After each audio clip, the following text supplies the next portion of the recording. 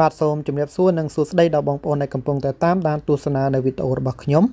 បាទថ្ងៃនេះគឺខ្ញុំសូមលើកយកនៅវីដេអូមួយដែលនិយាយពាក់ព័ន្ធទៅនឹងរបៀបក្នុងការបង្កើតគណនីវិញឬក៏បង្កើតកាបូបលុយវិញបាទនៅក្នុងប្រទេសកម្ពុជាយើងអញ្ចឹងរបៀបក្នុងការបង្កើតកាបូបលុយវិញឬក៏គណនីវិញនេះគឺมันមានភាពពិបាកក្នុងការបង្កើតអីនោះទេប៉ុន្តែអ្វីដែលសំខាន់គឺសូមបងប្អូនព្យាយាមតាមដានទស្សនានៅវីដេអូរបស់ខ្ញុំតាំងពីដើមរហូតដល់ចប់បាទពីមួយដំណាក់កាលទៅមួយដំណាក់កាលសូមឲ្យបងប្អូនទាន់នៅអ្វីដែលខ្ញុំបាននិយាយហើយអ្វីដែលសំខាន់មួយទៀតនោះគឺសូមបងប្អូនជួយគាំទ្រនៅ channel របស់ខ្ញុំមួយផងបាទសូមបងប្អូនចុចនៅប៊ូតុង Subscribe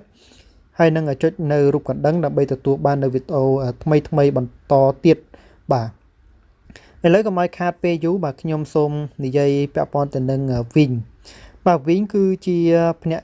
វិញគឺជាធនាគារមួយដែលកំពុងតែរីកសុសសាយនៅក្នុងប្រទេសកម្ពុជាយើងអញ្ចឹងបងប្អូនពិតជាចង់មានគណនីវិញផ្ទាល់ដោយខ្លួនឯងបើកាលណាបងប្អូនមានគណនីវិញផ្ទាល់ដោយខ្លួនឯង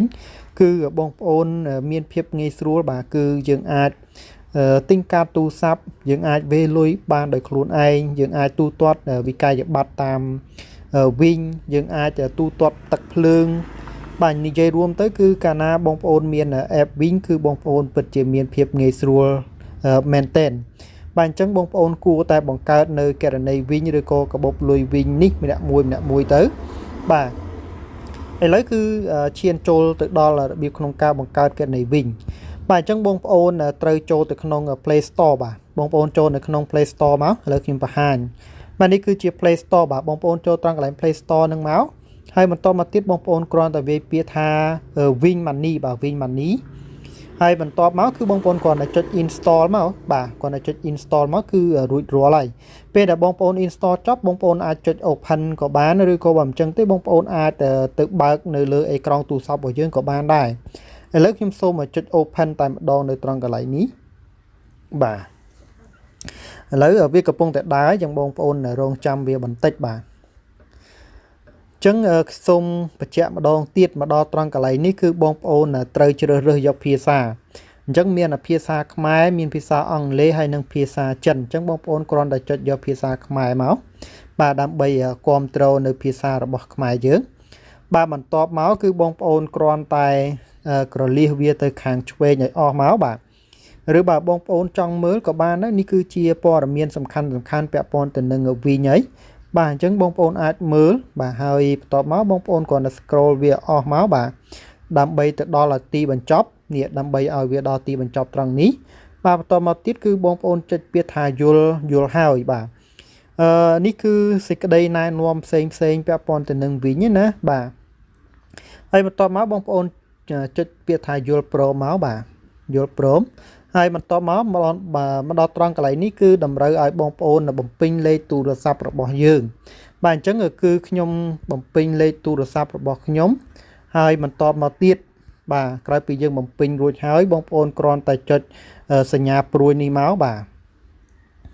បន្ទាប់មកគឺបងប្អូនចុចពាក្យថាចុះឈ្មោះបាទយើងចុះឈ្មោះមកបាទហើយបន្ទាប់មកគឺបងប្អូនត្រូវមើលជំហាន1នៃ4អញ្ចឹងមានន័យថាមាន4ជំហានគឺសម្រាប់ឲ្យបងប្អូនធ្វើការចុះឈ្មោះអញ្ចឹងបងប្អូនអាចមើលបង្កើតគណនីប្រើប្រាស់កម្មវិធីបង្កើតលេខគណនីប្រើប្រាស់កម្មវិធី Smartphone វិញរបស់អ្នកតែម្ដងប៉ុណ្ណោះអញ្ចឹងមានន័យថាយើងបង្កើតបានតែម្ដងបាទលេខទូរស័ព្ទនេះគឺលេខទូរស័ព្ទរបស់ខ្ញុំហើយបន្តមកទៀតខ្ញុំយល់ស្របតាមលក្ខន្តិកៈរបស់ Win App បាទអញ្ចឹងបន្ទាប់មកបងប្អូនគ្រាន់តែចុចគ្រីសមកហើយបន្តមកទៀតបងប្អូនចុចពាក្យថាបន្តបាទអញ្ចឹងមកដល់ត្រង់កន្លែងនេះគឺក្រុមហ៊ុនវិញគេនឹងផ្ញើលេខកូដចំនួន6ខ្ទង់មកឲ្យយើង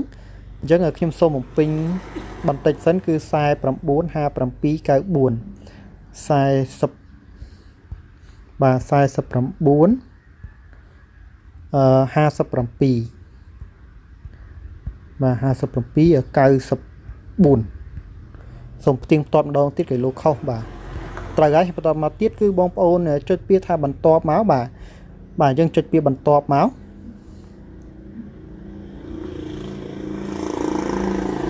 បាទអញ្ចឹងបន្តមកទៀតបាទបន្តមកទៀតគឺ ត្រង់កន្លែងនេះគឺបងប្អូនមើលណាត្រង់នេះគឺលេខគណនីវិញនេះក្នុងករណីដែលបងប្អូនមានគណនីវិញដែលបងប្អូនបានទៅបើកនៅកាន់ភ្នាក់ងារវិញណាប៉ុន្តែបើសិនជាបងប្អូនមិនទាន់មានទេបាទបងប្អូនចុចត្រង់កន្លែងនេះគឺបង្កើតគណនីវិញថ្មីបាទអញ្ចឹងបន្តមកបងប្អូនចុចលើនឹងមកនេះគេឲ្យយើងបំពេញឈ្មោះតកូលឈ្មោះរបស់យើងថ្ងៃខែឆ្នាំកំណើតឥឡូវខ្ញុំសូមធ្វើការបំពេញបាទបំពេញបន្តិចសិនបាទអញ្ចឹងយើងសរសេរជាភាសាបាទយើងសរសេរជាភាសាអង់គ្លេសបាទតបមកឈ្មោះរបស់យើងបាទឈ្មោះរបស់យើងគឺយើងដាក់ឈ្មោះរបស់យើងអញ្ចឹងមកបាទតបមកថ្ងៃខែឆ្នាំកំណើតបាទថ្ងៃខែឆ្នាំកំណើតបងប្អូនអាចរើសបាទអាចរើសថ្ងៃខែឆ្នាំកំណើតរបស់យើងមកបាទទោះបីជាពិតក៏ដោយមិនពិតក៏ដោយមិនជាបញ្ហាទេនៅត្រង់កន្លែងហ្នឹងតែសំខាន់គឺឲ្យលើសពី18ឆ្នាំបាទបន្ទាប់មកបងប្អូនចុចពាក្យថាយល់ព្រមមកបាទហើយបន្តមកទៀតក៏ឲ្យយើងជ្រើសរើសយកភេទអញ្ចឹងបងប្អូនជ្រើសយកបាទបើភេទប្រុសយកភេទប្រុសបើស្រីយើងដាក់ស្រីមកបាទបន្ទាប់មកបងប្អូនជ្រើសរើសរូបិយប័ណ្ណអញ្ចឹងត្រង់នេះគឺបងប្អូនរើសយកលុយដុល្លារឬក៏លុយរៀលអញ្ចឹងបើខ្ញុំគឺយកលុយដុល្លារបាទបន្ទាប់មកត្រង់កន្លែងលេខកូដណែនាំនេះបើសិនជាមិនមានទេបងប្អូនរំលងចុះហើយបន្ទាប់មកបងប្អូនចុចពាក្យថាគ្រីសនៅត្រង់កន្លែងនេះបាទបន្ទាប់មកបងប្អូនចុចពាក្យថាបន្ទាប់បាទហើយបន្ទាប់មកទៀតគឺនេះជំហានទី4គេឲ្យយើងបង្កើតលេខកូដសម្ងាត់បាទលេខកូដសម្ងាត់នេះគឺមានចំនួន4ខ្ទង់អញ្ចឹង4ខ្ទង់ខាងលើនិង4ខ្ទង់ខាងក្រោមគឺត្រូវតែជាលេខកូដសម្ងាត់ដូចគ្នាបាទដូច្នេះខ្ញុំមកសូមធ្វើការបង្កើតលេខកូដសម្ងាត់ចំនួន4ខ្ទង់បន្តិចសិនបាទបន្ទាប់មកទៀតគឺខ្ញុំគ្រាន់តែចុចពាក្យថាបង្កើតមកបាទមានន័យថាយើងបានបំពេញលេខកូដសម្ងាត់4ខ្ទង់រួចហើយអញ្ចឹងបងប្អូនចុចបង្កើតមក